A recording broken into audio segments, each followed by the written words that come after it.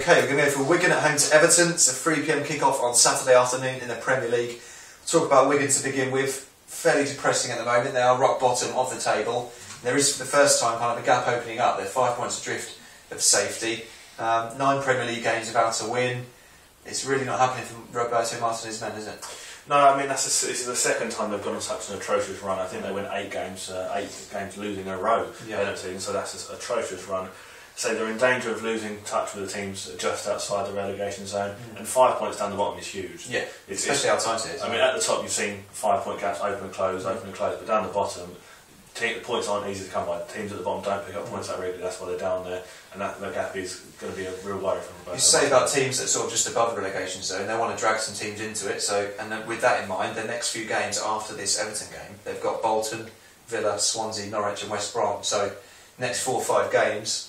I can't almost make or break for them, I think. Yeah, certainly. This is a real key point of the season. I mean, I heard Roberto Mancini saying this is the real back-breaking part. It's not sort of the ties at the end. It's not with the first time saying this is the point of the season where you make or break. That's the same at the top and the bottom. Exactly. Yeah, exactly. So this, as you say, is a real slog. They need to get points. If they stand a chance come the final months, they need to win these games. Okay, talk about Everton. Superb few days for them. Fantastic home win against Manchester City, which was much needed in terms of a spark for their season.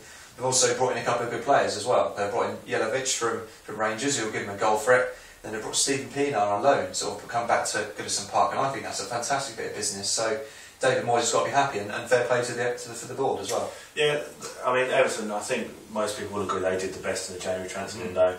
But it's not just the players they brought in, it's the money they spent. Because if you look at Darren Gibson, Stephen Pienaar and Jelovic, they spent about 6-7 million, something like that. So they've done really well for the constraints they've got around them. So that will be a real catalyst for their season. And they can really rescue a fairly average season, because obviously they've got these players in now. I think they're 11th in the table, something like that. So they can push up the table, aim for a top 10 finish.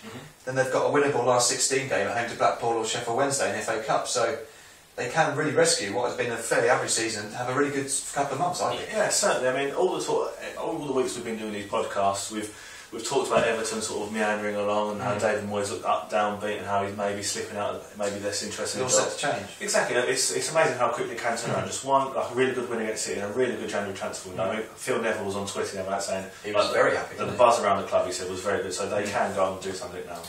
Okay, so I go for prediction. Wigan at home to Everton. I think it's going to be 0-0, which is a bit rubbish, but I think this is going to be a draw. I think Wigan have got a bit of resurgence about them under Martinez. I think he's a manager that deserves a lot of credit, and I think they maybe will get a couple of points in the next few games to keep in touch. Everton away point, I'd be reasonably happy, but 0-0 for me.